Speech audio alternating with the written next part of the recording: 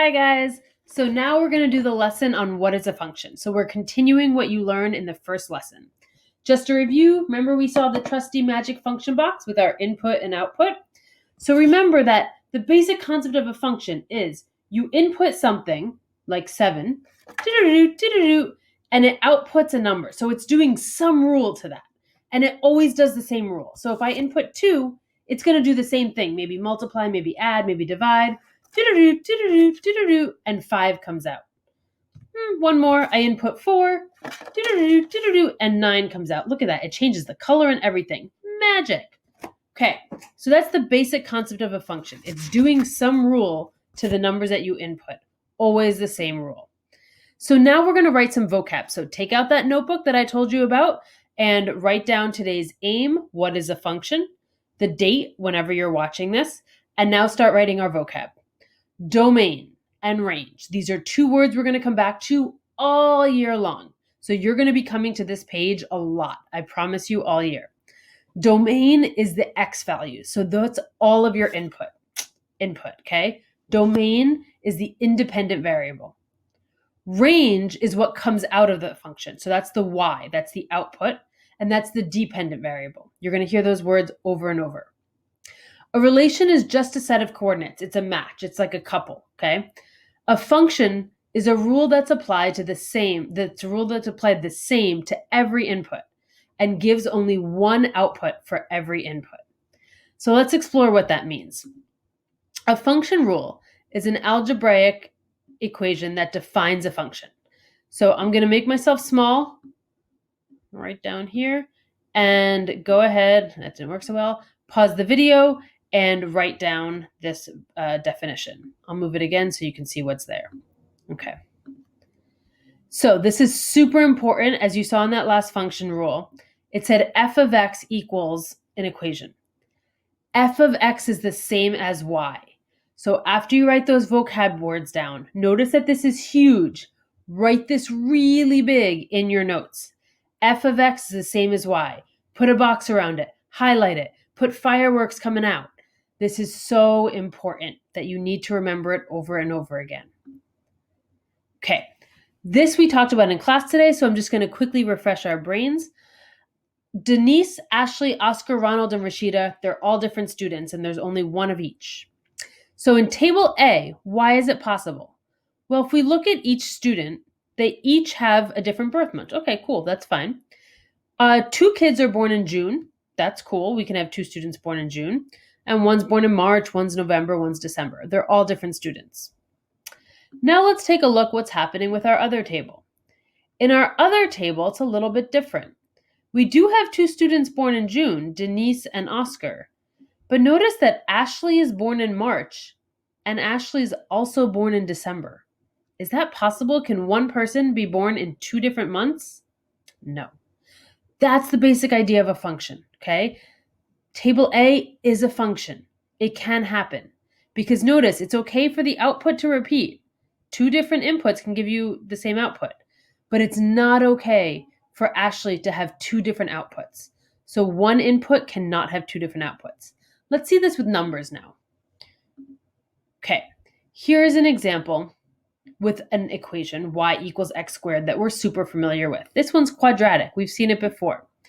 So we're going to take a look at this table. If I put in -6, square just means times it by itself. So -6 times -6 would give me positive 36. If I plug in +6, times it by itself, 6 times 6, 36. Notice 2 different inputs gave me the same output, and that's okay. If I plug in 3, 9, and I plug in 3, can I get something besides for 9? Is there any way I can? No. So when I plug in 3, the only thing that can come out is 9. If something else came out, like a 10, it's not a function. Okay. So how to tell if a relation is a function? The x cannot repeat and go to 2 different y values. The x cannot cheat. The y, however, the y is a player, and the y can go to more than one x value. So the y can repeat. Pause the video right now and write down these 2 important vocab words, and then we'll continue. All right, so to continue, if we look at this example on the left side, if I look at the x values, x here is 2, it's going with 3. Okay, cool. 5 is dating 4. 8 is dating 4. 9 is dating 8. So notice the 4 repeats, but the y is allowed to repeat. Do any of the x's go with somebody with 2 different y values? No. All the x's are different. 2, 5, 8, and 9. That's a function. Now let's look at this table. 2, 5, and I'm going to get rid of that. So the 2 is going out with 2. All right, they like it. So you have to love yourself. 5 is with 5. Again, lots of self-love. And -3 is with -3. That is okay because all of the x's are different. The left sides are functions. The x does not repeat. Now we're going to look at the right side. On the right side, we have 1 dating 4, 3 dating 7, 5 dating 2, 3 dating 8. That means I plugged in 3 to the equation and 7 came out one time and 8 came out another time. That's not possible. Okay? X cannot repeat. Here, notice that the 6 repeats. Also not allowed. So these are both not functions because the x repeats. Notice that they're circled. Please put these examples in your notes after you write how to tell if a relation is a function. So write all of this in your notes. Pause the video if you need to. Okay, how to tell from a graph if it's a function. So again, pause the video, write this down, and then listen to it. The vertical line test. What the vertical line test tells us is if you can draw a vertical line anywhere on the graph and it only touches once, it is a function. If it touches more than one point, it is not a function. So look at the left side. If I draw a vertical line right here, it only touches one place. If I draw a vertical line anywhere, it would only touch in one place. And that one place, for example, is coordinate 2, 3. Great. X doesn't repeat. So this is a function. Now we come to the right side. Notice I have a vertical line drawn right here, but it touches twice. Right here it's touching at 3, 3, and right here it's touching at 3, 6. That means that the x value, because they're both the same x value, because vertically they're both on the x line, is repeating, and therefore it is not a function. So if the vertical line touches twice, it is not a function. Pause the video, write this down, and then let's move ahead. Okay, how to evaluate a function. If you're given a function, f of x, same as y, equals x squared plus 10x, you evaluate f of 3. What does that mean, f of 3? And why am I saying f of 3? Weird. The number inside the parentheses, it's usually an x right there. Now it's a 3. So that just means that the 3 is x, okay? So whatever number's inside the f of parenthesis, that's the x value. And you plug it in for x everywhere you see an x. So notice what I do here. F of 3 tells me x is 3. So I plugged it in everywhere that I had an x, here and here. Plugged it in here and here, and I got to hug it with parentheses every time. Then I work it out. 3 squared is 9. 10 times 3 is 30, and I add that and get 39. What does this mean? It means when the input, or x equals 3, the output, or y, equals 39. So it all connects back to that magic function box. Pause this, write it down. You're going to be doing some evaluating in the Delta math.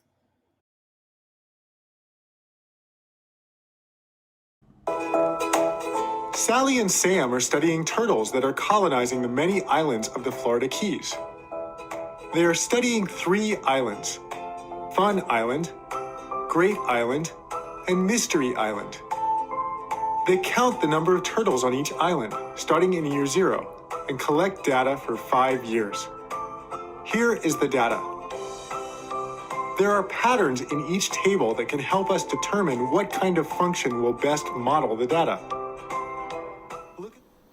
So we just learned about Sally and Sam's research, and now we want to help Sally and Sam model functions for each of the islands so that they can make predictions about how many turtles they're going to have in so many years. So maybe in 10 years, they want to know how many turtles will be on each island so they can decide if they need to introduce another type of species in order to keep the turtle population at bay. So these are really important things that environmentalists need to create models to represent. So we need to first know what type of a function is it before we can write it. Is it linear, exponential, quadratic? Those are the three main types we've learned about. I'm going to go kind of fast through this. So the first thing we're going to check is how much is it increasing by each time. Since our x value, which is our years, increases at the same number each time, we know that we can just look at the y value, okay? So for right now. So here I'm going to say, all right, the number of turtles, 5 minus 3 is increasing by 2, so it's adding 2. 7 minus 5 is increasing by 2. 9 minus 7 is increasing by 2. 11 minus 9, and 13 minus 11. So they are all increasing by 2. That means that this one is linear. All right, so now let's move to the next island, Great Island. So if we look, 6 minus 3 is increasing by 3, but then 12 minus 6 is increasing by 6. So automatically, I know it's not linear because it's not adding the same amount each time. So now I'm going to check for exponential. The way I do that is I divide y2 divided by y1. So I'm just going to take the 6 and divide it by the 3 and see what I get. And I get 2. Then I'm going to try that with the next one. 12 divided by 6. 24 divided by 12. 48 divided by 24. Continues. So all of these are the same. This number 2 is our common ratio.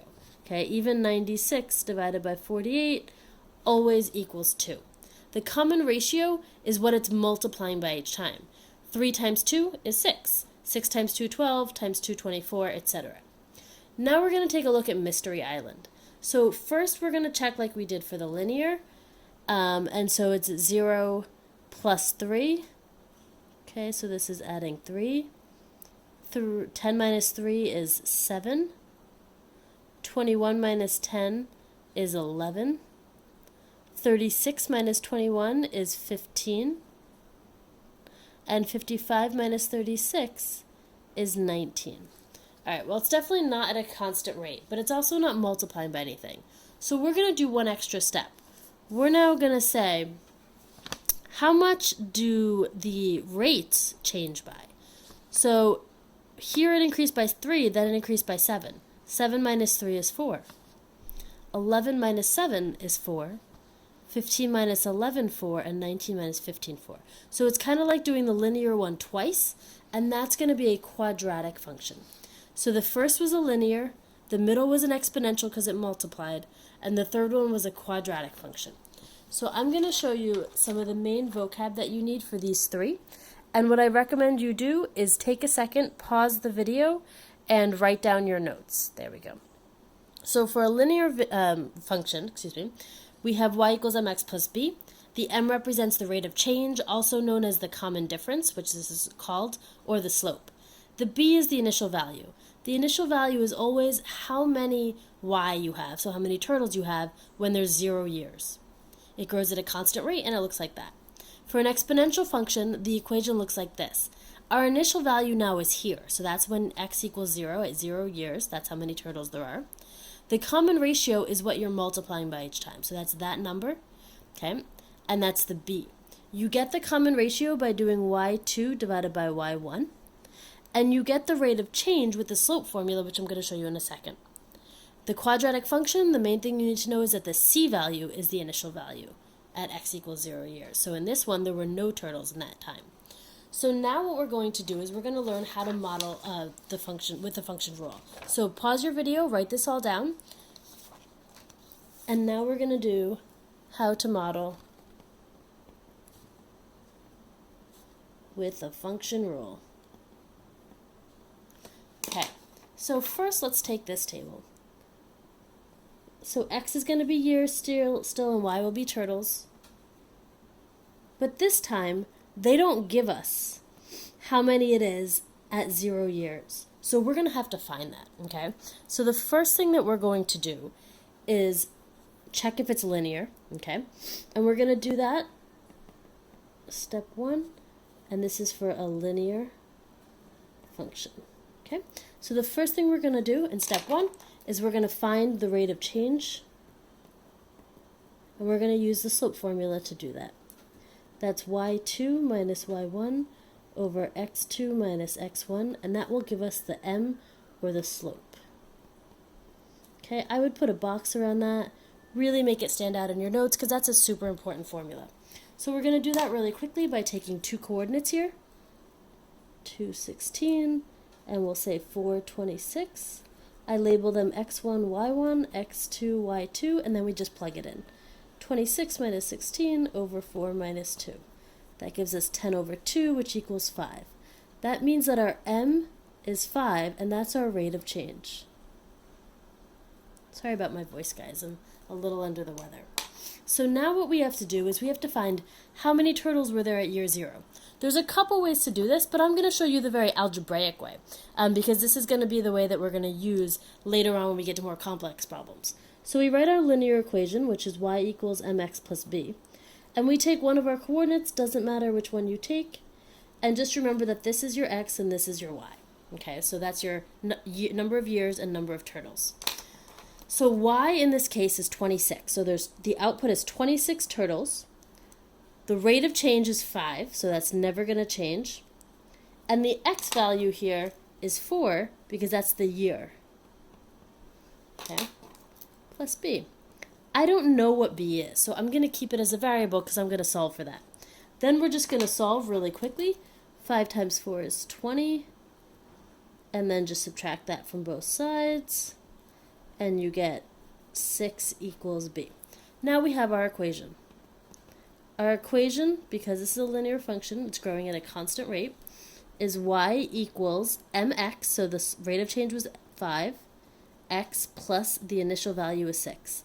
This means that it's growing at a rate of 5 turtles per year, and that at 0 years, the initial value was 6 turtles. Initial value at x equals 0. Okay. Now let's take a look at a different type of example. One that's not linear and maybe can be a little bit trickier. Okay, again, x is going to be years and y is going to be number of turtles. 2, 3, 4. So 2 is 18, 54, and 162. So I always check to see if it's linear, and I do 54 minus 18 is 36, and 162 minus 54 is 108, not constant rate, so I know it's not linear. So we're going to try now for exponential, okay? So what I have to do, because my y's are increasing by 1 every time, I'm going to do y2 over y1. So y2 over y1, so I'm going to do 54 divided by 18, and 162 divided by 18. And when I put that in my calculator, 54 divided by 18 is 3. And 162 divided by 18 is 3 also. So that is our common ratio. That means that's what it's multiplying by each time. 18 times 3 is 54, 54 times 3 is 162. And that's because our x values are increasing by 1 each time. So now, because this is exponential, we know the equation is y equals a times b to the x power. Okay, so we're going to take one coordinate, doesn't matter which one you take. I'll take 218, that's my x and that's my y. So the output is 18 turtles, that's going to go for y. A is my initial value. I don't know what 0 is in my table, so I can't put that in right now. So I'm just going to keep that as a variable. B is my common ratio, okay, and that's 3. And x is the input number of years, that's 2. Now I just solve this like a regular equation. We're always going to do our exponents first. So 3 squared is 9, and 9a. So I can just write it like that, bring that down. And then I just divide by 9 on both sides. And so 2 is equal to a. That means that my initial number of turtles in year 0 is a. Okay, so now I just write my equation. To get my equation here, I'm going to do y equals a, which is 2, times the common ratio, which was 3, to the x power. Okay, and just as a reminder, this is our initial value at x equals 0, or at 0 years, and this is our common ratio. Okay. And you are now going to practice writing this. So please make sure you take notes on this. I will be looking for work similar to this. If you have other methods, feel free to use those. Just show me what you're doing in your notes and post the notes like I showed you in the video. Feel free to pause this and write anything that you need to write down. Have fun and good luck. Bye. 6 on 6. This assignment, Delta Math, is due at 6 p.m. on day 6 of the cycle, which is next Friday the 16th. Also another 6.